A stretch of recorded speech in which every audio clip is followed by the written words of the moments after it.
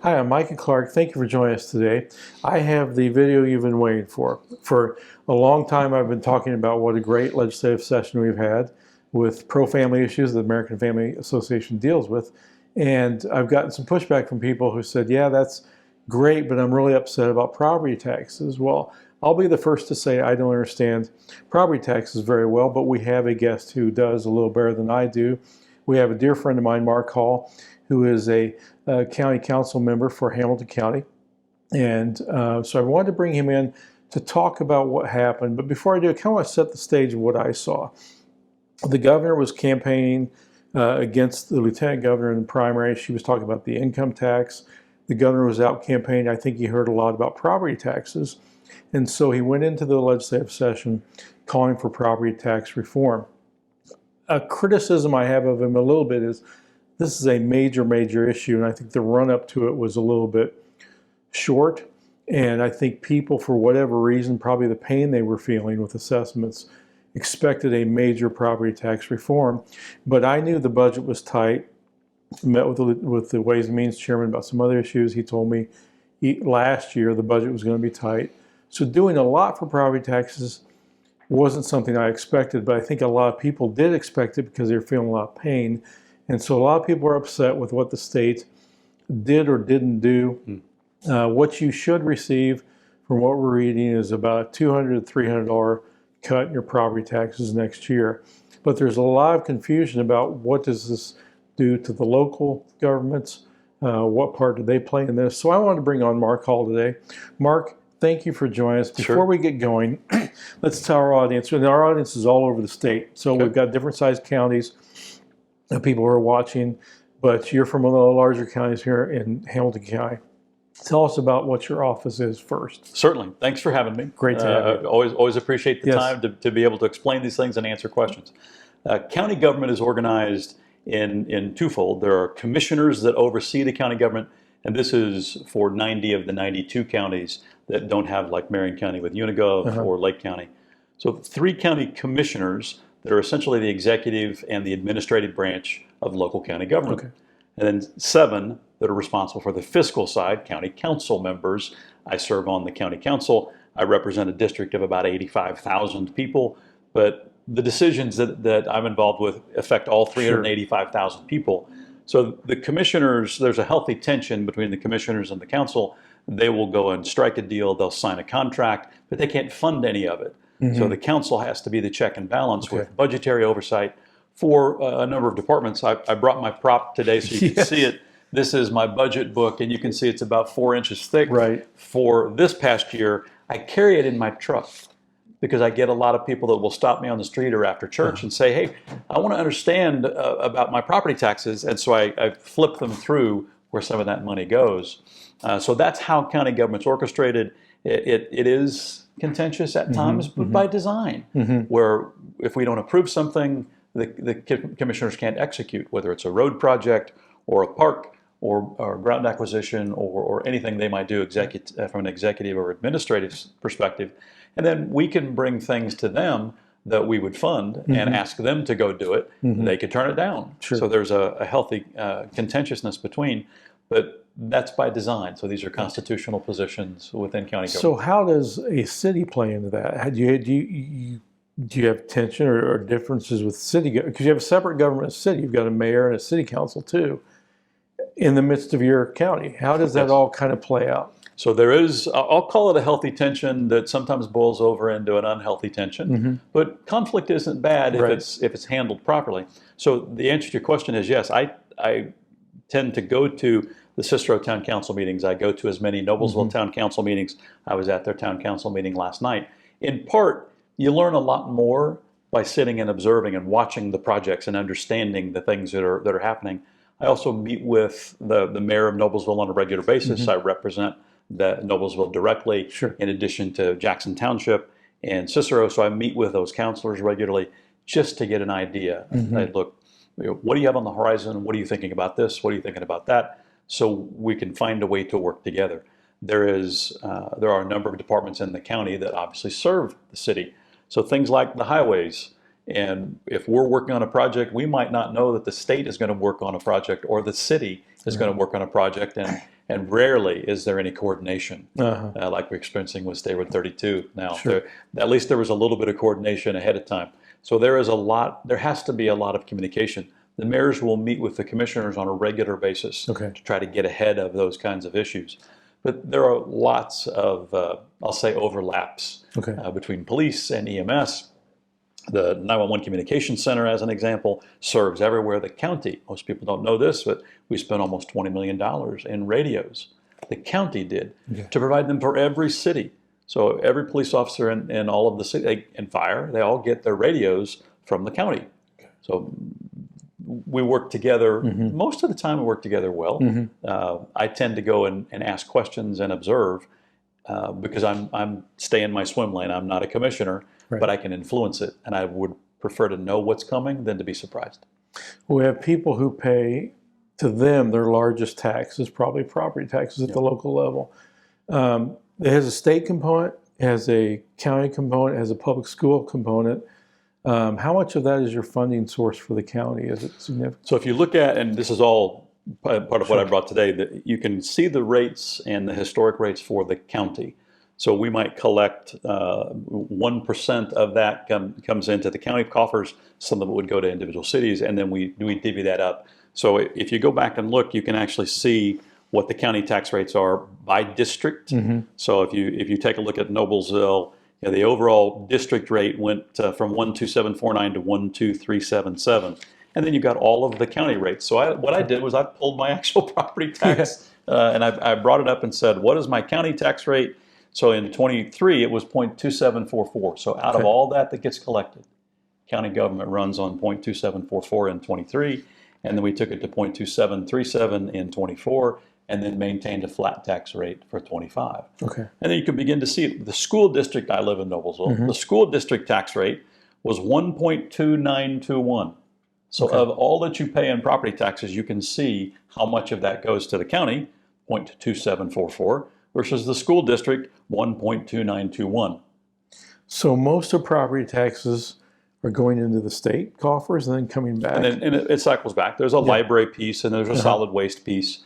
But the overall tax rate, and this is the magic of don't look over here, look over here. Yes, the tax rates can come down, but with assessed values going up, the taxpayers received very little relief, if any. Okay. There were years, this is my third year of my first term, there were years where it was 18% increase in assessed value. I'm sure we're going to talk about that here through our conversation. But when you get your property tax bill, you can see it, and it's completely broken down. Many people don't pay attention to it. But I'd also like to add that, and I've met with the governor a couple of times, I'd like your viewers to understand that this is a state issue. Governor Braun ran on property tax reform. So just intuitively, you understand then that it's a state issue. He ran on property tax reform. He didn't run on reforming county government and property tax reform. He ran on reforming the state's property tax reform. So we're really the tail that's being wagged by the dog, and I'll explain some of that more as we. So that's a good segue into Senate Bill 1, which was the property tax bill.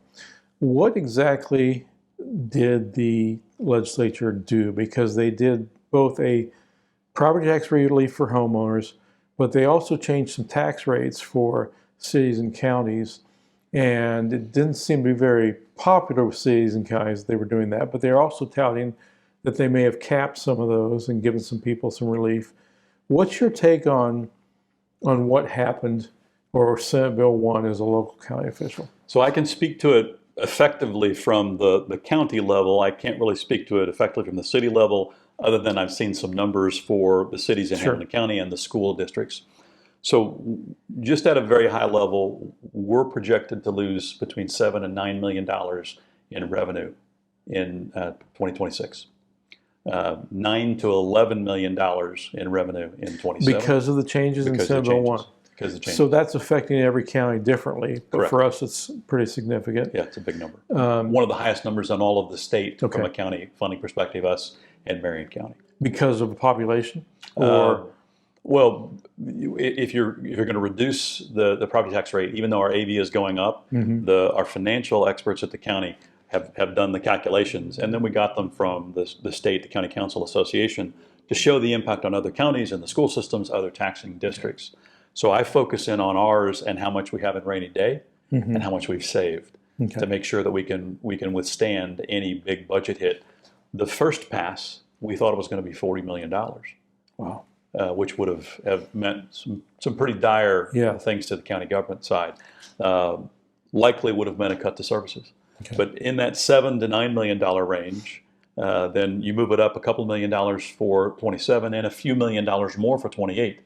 Now, I do believe that they'll end up with some additional changes in the state legislature, but we have to plan as if it's going to be 7 to 9 and 9 to 11 and maybe as high as 14 million and 28, and have to plan for that. Fortunately, in our case, we've saved well, and we've cut requested budgets each of the last 3 years, and we have an ample reserve, $50 million in our rainy day fund, so we can withstand that. And then because our county will continue to grow, we will grow out of it. There are many counties that are going to struggle. They're not. Their AV is not going to grow. Yeah. Well, I'm thinking about, just in the north edge, you have Tipton County.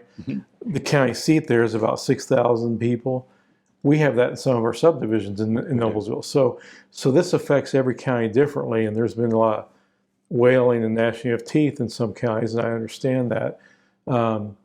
But what does the average homeowner who is getting crushed in their minds by higher and higher assessments, what do we say is that? What's your answer to that, I guess? Here's the first thing I tell... What's causing that? Maybe that's the first question, because it seems to be happening in a lot of areas. It happens in a lot of areas. In my opinion, it's the formulation for the assessed value. So, for example, in a Tennessee, they put a cap on what the assessed value would be. I suggested to our legislature, our representatives before session, I gave them ideas on things that I thought were viable ideas. For example, you freeze the assessed value at the AV when you purchase the home. And that way, then you true it up whenever you're out of the home. Right. If it's your homestead home, you've been there 10 years or more, you begin to have a cap. So your AV can't go up any more than a particular percentage, so you don't have sticker shock in any one year. Now, you also have to be able to true that up at some point. So when you're out of the home, when you would sell the home, then a portion of the proceeds goes back to pay the difference. Right. Also suggested things like Arizona. Well, let me interrupt you. That would make it a lot more real, because a lot of people are saying, look at my assessed value. I don't know if I can sell my house for this much. I don't know if it's worth as much. It may be worth more, maybe worth less. But it's almost like you're being taxed on a guess. We don't know what the market's going to do in 10 years. If I sell from 10 years from now and the market crashes, I may have been taxed higher now than my house would be worth. It's predicated on a free market and being able to catch up. So let's zoom back into the local level. Kevin Poor's group with the assessor, they epitomize the tail being wagged by the dog. Here's the assessed value formula that you have to use. Very similar to county council. We will formulate the tax rate for the county, we'll approve it, but DLGF gets the final say. So we're really not the ultimate authority. DLGF could come back and say, it's too high, it's too low, or they approve it. So there is a check and balance even there. The assessor's office is given the formula. Now, when I have this conversation with a taxpayer, always, first thing, go talk to the assessor's office and appeal it. Go have the conversation. Have them bring out the data, the same thing that I did here. Prove to me the data. Let's walk through it together. Secondly, the assessor has some latitude. And this was a piece of data that I learned. The assessor can go to 90% or 110%. Okay. So they have a little bit of latitude, and that's based on the comparables. Most people think that it's the house next door. And I learned, no, it's not the house next door. They look within a several square mile area to try to find something that's comparable. And they'll look at that assessed value or what it's sold for. And the argument is that, yes, you could sell it for that amount. If you couldn't, then you need to make that case to the assessor's office. And then in theory, and I put that in air quotes, in theory, if the market goes down, then the assessor should come out. They're required to come and physically inspect it every 4 years. But then your assessed value should go down. So your property tax should go down. The property tax relief, the property tax, even Siri wants to talk about property. The property tax relief needs to come in the form of the assessed value formula, and especially those that are on fixed incomes, especially those that, what I hear more after church is, hey, I bought my house in 1978 or 1985, and I bought it for $200,000. It's valued at $800,000 now. I'm on a fixed income. I can't afford the taxes. What kind of relief can we have? So it's those folks that it's particularly egregious on. People that are still working, yes, it's additional tax dollars, but they see the services. They're less apt to be in a buckled up position where they can't pay for it. I find it particularly egregious that are disabled veterans, that are retired folks, are I'll call them shut-ins, but they have their own home, that maybe they're widowed, that they're in an untenable position. Right. They can't sell because they can't really go buy something new unless they have the proceeds. Right. They really don't want to move. They've been in this house 10, 20, 30, 40 years. They have wonderful memories there, and they want that to be their home until they go on to glory. Always go and appeal it with the assessor first, have the conversation, ask them about the latitude between the 110 and the 90, but the real reform will come from what happens with the assessed value formulation. Now, long term, what we at the county have, I'll just put it very intuitively, it's going to be a shift. We have the ability to take county tax rate up another 1.7%. Now, I can tell you that the council has no appetite to raise taxes. The council here is still very conservative. But for a county that is going to lose millions of dollars on a $30 million budget, they really have no choice. They may not have another choice, yeah. We have to fund police, we have to fund courts. So they may, if they don't already have the tax rate maxed out at the 2.9, they may have to raise local income tax at the county level. Now, you can also raise local income tax at the city level. So start thinking about the compounding effect. So we shift off of property taxes, and SB 1 essentially just dares local and county government to go raise lit. And that's what people are talking about, the transference of. Now, if you're retired, if you're on a fixed income, it doesn't hurt you as much. But if you're working, and maybe it's a husband and wife that work, and now you've got a dual income that has the potential risk of a 1.2 lit increase, local income tax increase for city, and another 1.7. So now there's an additional 2.9% out of your income instead to pay for services that were previously paid for out of your property taxes. Many of us feel as though that we got thrown under the bus with how it was presented, and that school systems were not very efficient, county government was not very efficient, city government was not very efficient, and I can tell you that I would make the argument that school systems here have not been as efficient as what they could. I can make the argument that some of the cities have and some of the cities haven't. But being on the finance committee and being in the middle of budgets for the county, I can tell you that we've cut the budget request every year. We're growing by tens of millions of dollars every year, and we're still able to put money away in savings. We have been extraordinarily fiscally responsible. So we took it as an insult when they threw us into the same bucket as everyone else. But it's just daring local governments to raise local income tax to replace what's going to happen with the AV formula change and the credits that are going to happen over the next few years from SB 1. Let me ask you, this may show my ignorance, and this is a big picture question. I'm not asking to throw Governor Daniels under the bus, but we had property tax caps several years ago. Many people were concerned because looking at California, for example, it's great that we cap property taxes at 1% or 2%,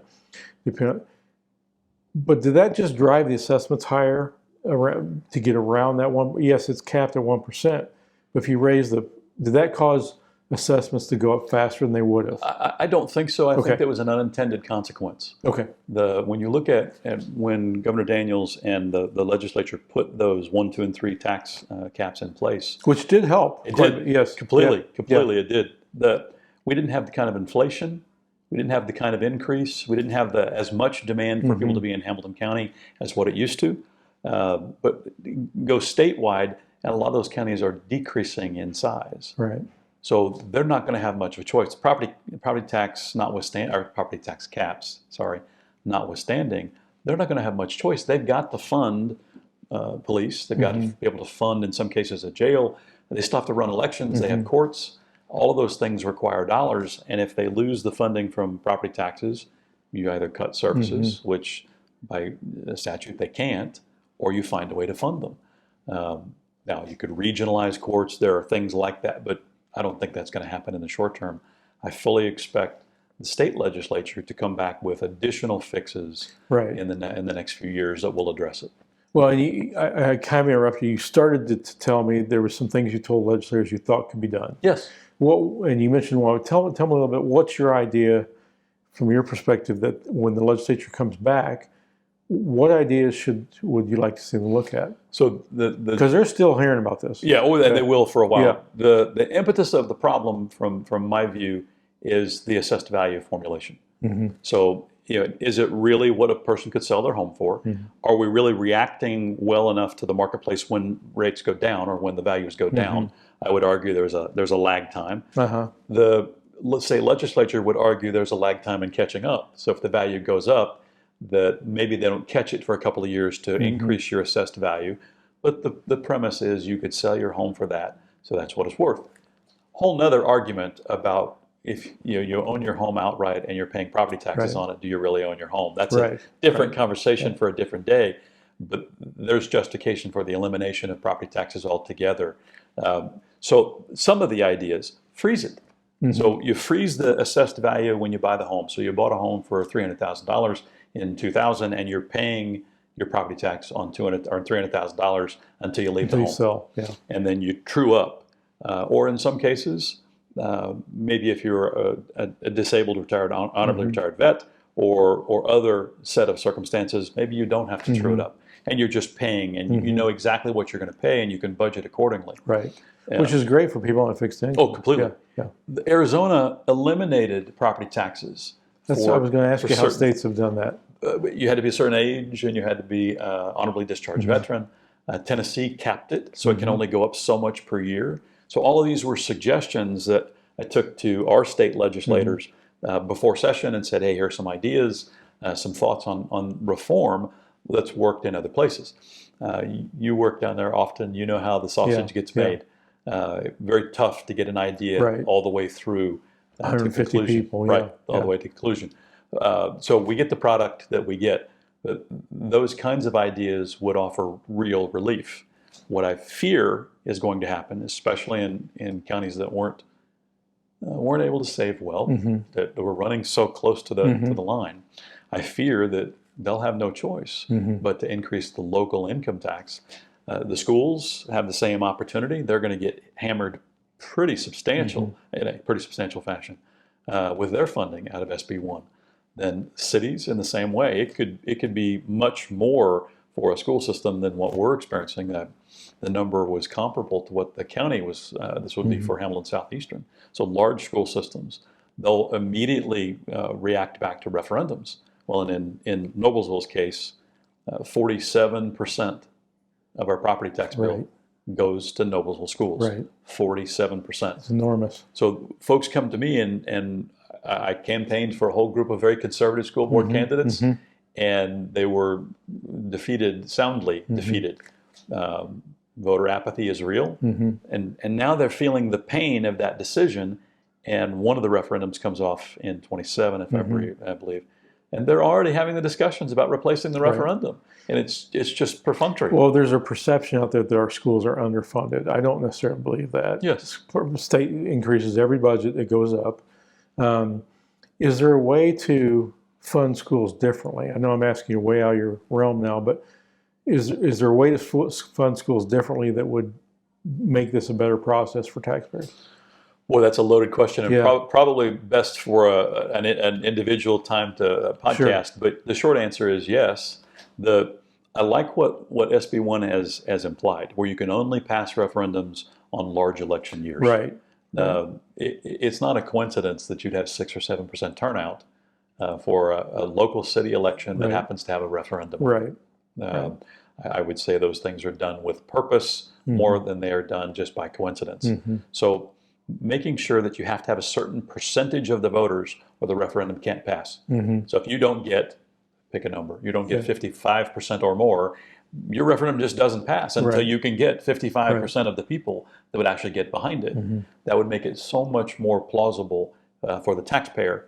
more difficult to slide something through, but it shouldn't be easy. Right. Spend within your means.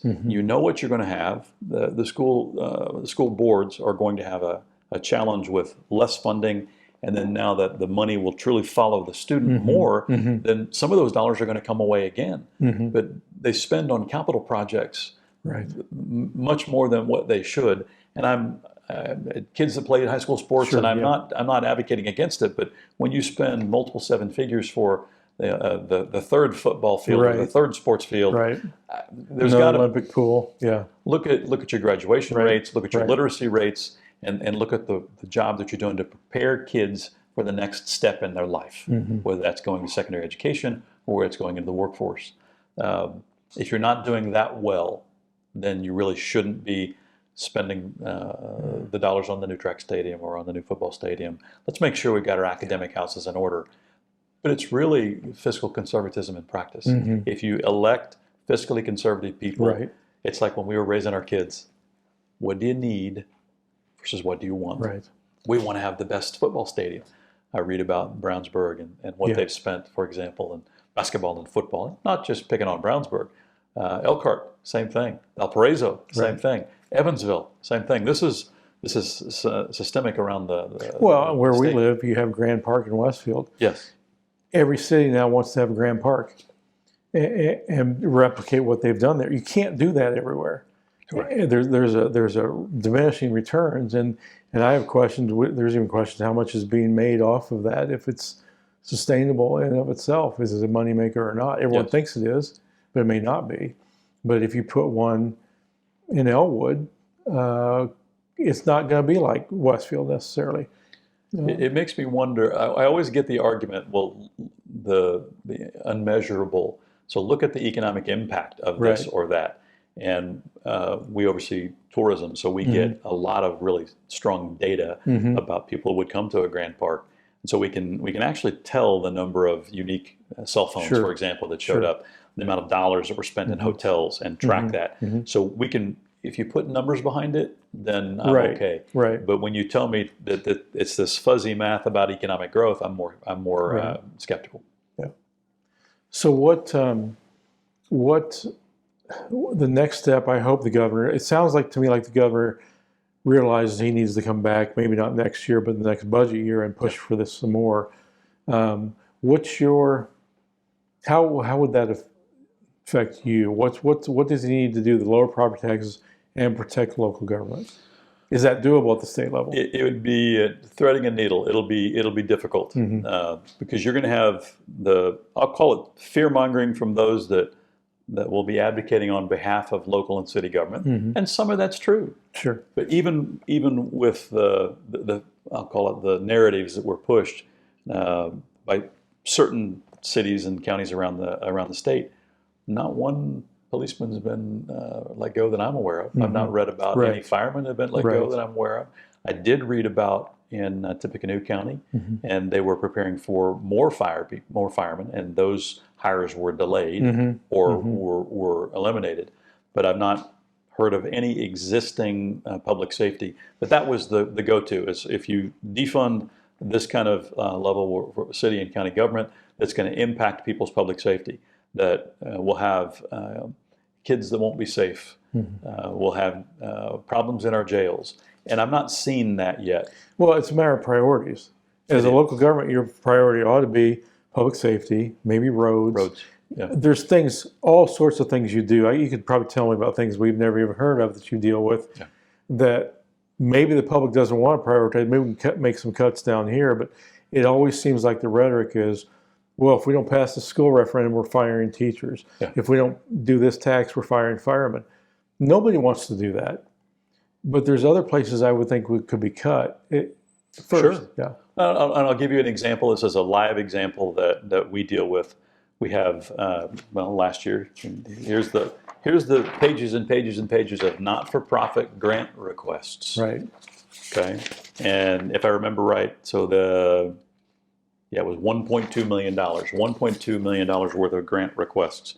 I think the final number in funding was between $800,000 and $900,000. Okay. Well, I can argue that things like the Humane Society, they're going to offset a service Sure. that the taxpayers would have to pay for otherwise.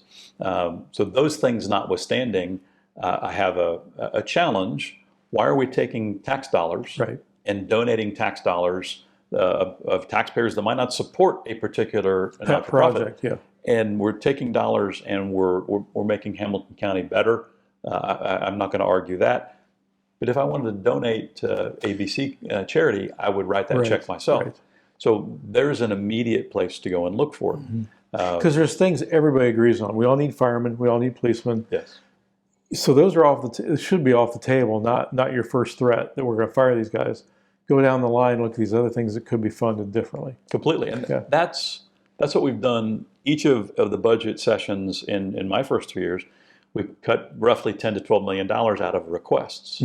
So the prosecutors would ask for 12 additional prosecutors, deputy prosecutors. Maybe they get 4.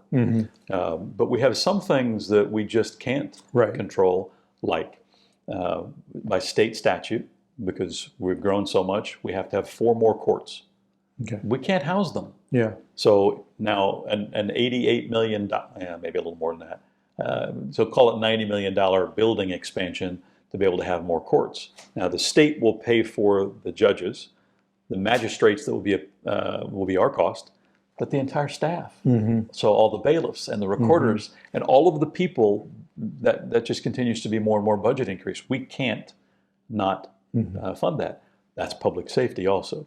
There are people that would argue, well, the probation is also public safety.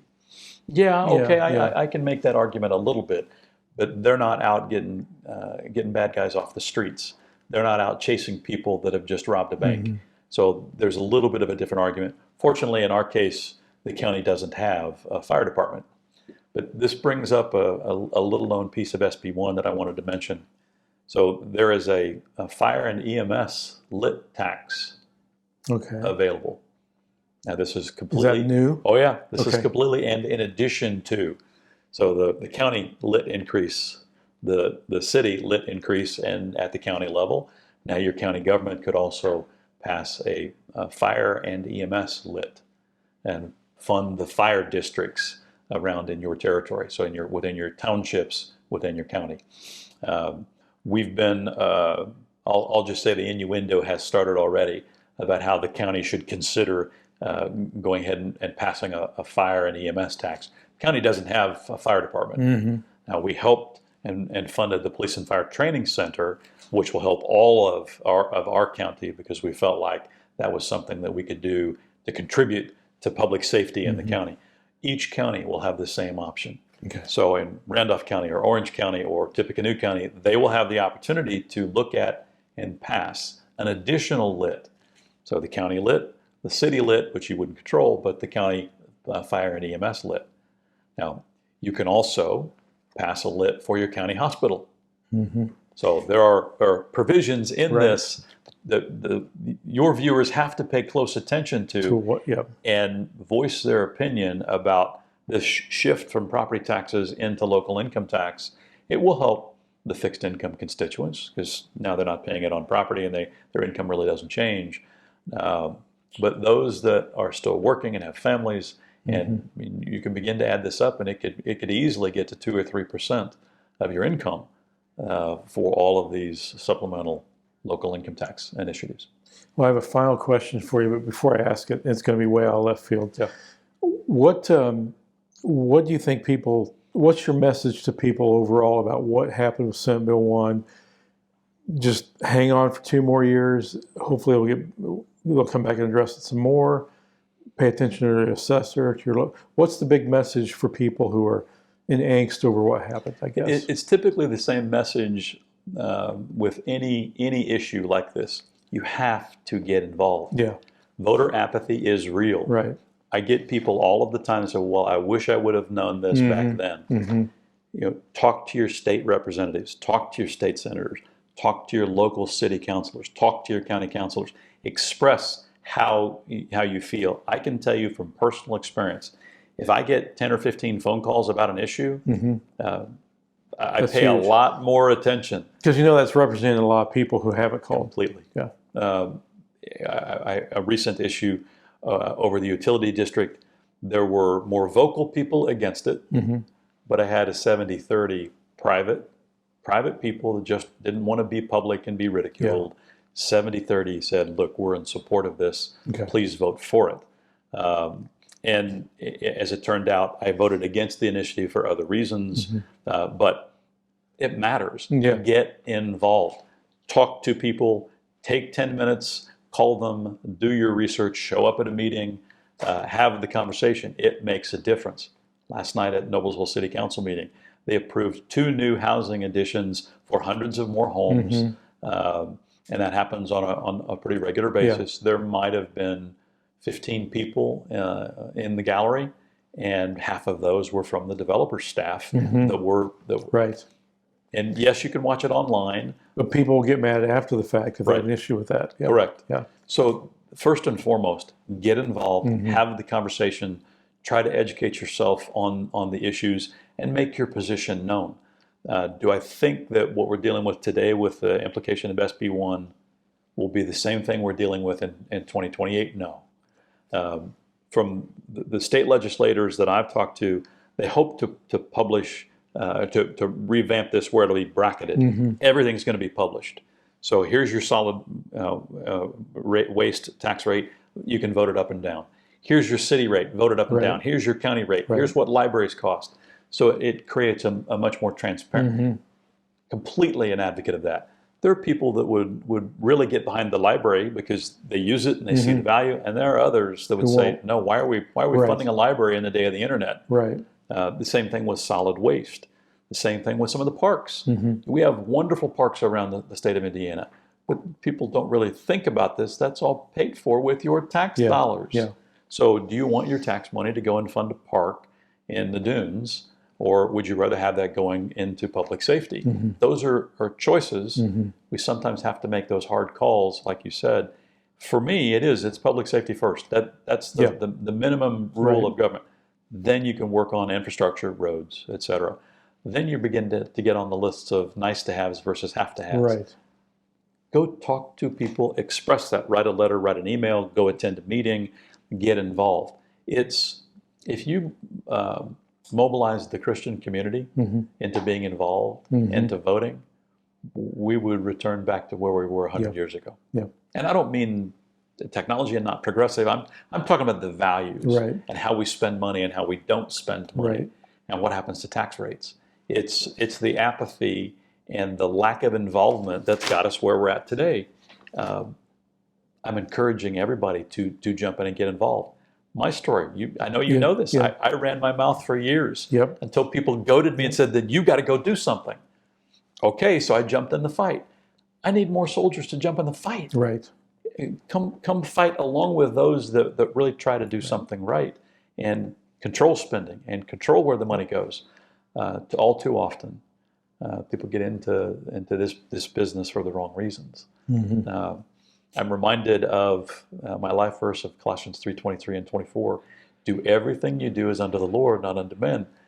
And that includes politics. We shouldn't be shying away from this. We should jump in the fight and be a part of the solution. And yet I talk to pastors from time to time that will, oh no, we can't. And then you can see their countenance change. And no, we can't do that. Well, sure you can. I forget the verse in Jeremiah that Charlie Kirk often quotes about praying for your city and you're praying for your nation. And the implication is that, yes, you are to be involved. Don't walk away. You spend your career being involved in moving the needle at the State House. If we had another few dozen Micah Clarks, we'd be in a different situation. Well, I'm almost tempted to close right there. But I have to ask you this question because I'm kind of reflecting what I hear from people and what I feel sometimes myself. And so I'll take this completely off the rails now. Sure, not a problem. I am a little concerned. I hear a lot of people are concerned about the mixing of government and private sector projects. So the biggest one obviously was the LEAP project. People are concerned. Of course, that probably sprang up because of water issues and other things. But it seems to the average Joe on the street sometimes that the people in politics are greasing the skids, giving special deals to massive corporations that probably have a lot of resources. I mean, Eli Lilly is a great company. They got this great deal in Lebanon, the LEAP project, and people are upset about it. What's the guideline? I mean, I'm sure you're approached often about things like that. Maybe you're not. What's the role of government in in propping up or not propping up businesses? So I'm a free market guy, so Right. I'll have a little bit of a different take than many. If the free market can't create the project, why should government jump in the middle? Right. If it's probable for the business to do it, they'll do it on their own, right? Correct. Yeah. If it makes sense economically. Right. Now, what's happened over the last, I'll call it 30 years, is the government has decided that they want to put a thumb on the scale and make it profitable in order to attract. Right. And then what's happened from there is you begin to pit cities against cities against Right. cities, and my deal's better than your deal, and I'll give you more economic incentives in order to increase the tax base, in order to have more population, in order to be able to do more things. I won't go so far as to call it kingdom building, but we've created this economic war. There used to be a county economic development group. Right. It's gone. Fishers has one, Westfield has one, Carmel has one, Noblesville has one. They have their own economic development to pit against each other. And so when a major corporation moved from Westfield to Noblesville, it was seen as a huge disappointment, and it was a political hit to some politicians in Westfield that they lost this organization to the city of Noblesville. The event center in Fishers, and now we have an event center in Noblesville. Now they're different functionalities, but what's happened is government has put their thumb on the scale. I don't believe that the government should be in any private business. Now, the government, in our case, used ARPA money in order to create the utility district. So now the county government is in the utility business. My very first meeting, there was a resolution that talked about what happens when the utility district goes away. And no one had thought to put a clause in there that says that if it's sold, or when it's sold, when or if it's sold, the money comes back to the county general fund. Being naive, in my very first meeting, in my very first term, I asked the question, which led to a provision or a revision to the resolution that said, if the money comes back in, it goes to the people. It doesn't go back into someone else's budget. So I say all that to say that if the free market did it, you shouldn't be putting a thumb on the scale. It happens all too often, and now it's become a battle. Well, and when you have these cities and counties competing for different businesses, and they give a business a property tax abatement, am I, as the property tax payer, paying for that in a sense? Well, in theory, sure. In theory. And now you also have to think I'm not about the saying state. Yeah. So the state does this. So it's the cities. You have now the county, and then you have the state and IEDC and what you mentioned, the LEAP district earlier. So they put together incentive packages that are taxpayer dollar-based or public and private dollar-based in collaboration. So you in theory, could have a state initiative competing with a county initiative, competing with a city initiative, or something that's all combined together. The answer to your question is yes. Those services that are required. So you put a TIF district together in order to incent for a new business to come in. They get a tax abatement, and they get jobs credits from the Fed, and they're incented to go bring their 800 jobs into Hamilton County. So that TIF district, the taxes that would have been generated if it was homes, they're not there. Right. It's confined to that particular area. So all the services that have to be provided, roads, public safety, et cetera, are paid for by the rest of us proportionately. Right. Does that keep our property taxes high in theory? Well, in theory. Yeah. Now, you have to look at what the services would be required. So we bring in business X with 800 jobs, and they're going to have a 100,000 square foot building and a parking lot. And so now you have public safety, you have roads, you have utilities that might be involved as well. So whatever the services would cost, let's just say that's $100,000 a year for services. That burden, because they've got a tax abatement, that burden is then spread across all the other taxpayers, which would be minimal. Right. But all the taxpayers are footing the bill. Now, the argument is that once the TIF district comes off, once the tax abatement comes off, the value has increased so much that the property taxes in year 10 are going to be so much higher because it was a property worth $100,000 that's now a property worth $100 million. And does that happen usually? Do you think, that's in theory, I can see how that would work. Right. Is that rolling the dice by the locals? by the Well, local? it can be, sure. There have been a lot of job promises to IDC over the last couple of decades that didn't happen. There was a lack of audit by the IDC on jobs, and that was in the press here over the last 10 years. Right. So those kinds of things happen. Are they more prevalent than a success story? I'd argue no. Yeah. But do they happen? Sure. Yeah. At the local level, it's much more likely that you're going to have public scrutiny and accountability, because you've got they're right here. If they're in If they're in not Abatement, performing, they're right yeah, there. right. You see them on a regular basis. So it's much more likely that you're going to have local accountability to the performance, and they make the financial decision based on the estimation of what that value is going to be, in part. But it's also, look at the local income tax that's going to be generated as a result. Sure. So now we're bringing 1,000 jobs into we'll call it Boone County. 400 of those people are going to live in Lebanon. County taxes are going up. AV is going to go up. City taxes are going to go up. Sure, we have to provide more services, but look at what the boom has done to our local economy with all of those jobs. So there's the counter argument. Should government be involved in doing that? We've put ourselves in the position culturally where we don't have any choice. If we're going to compete for some of that stuff, you have to put yourself out there because the other people are doing it. Now, there's a tipping point. Right. And I believe we may have approached that tipping point. I read recently that the projects in Indiana, the total projects that are on the table now, $23 billion worth of projects. Wow. That's the Leap District and data centers and stuff that are happening around Indiana. At some point, sanity and reasonability has to put a check in and go, maybe we hit the pause button for a while. Let's let this stuff cook. Let's let this stuff play out. Make sure it's going to perform as we hope it perform. No different than I have to do in business. And if it performs well, great. Now we can do some more. But if you're in perpetual mode of more development, more businesses, more housing, how do you really ever know? It just continues to go and go and go and go and go. Do you ever really find that place of the check and balance? I'm taking money that's going to be coming here and I'm putting it into this project, hoping that it's going to be there in 10 years.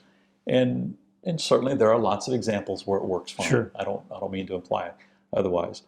But I'm an old school guy. And it's probably a good idea to stop and pause and reflect from time to time and see if it's time to hit the pause button for a little bit.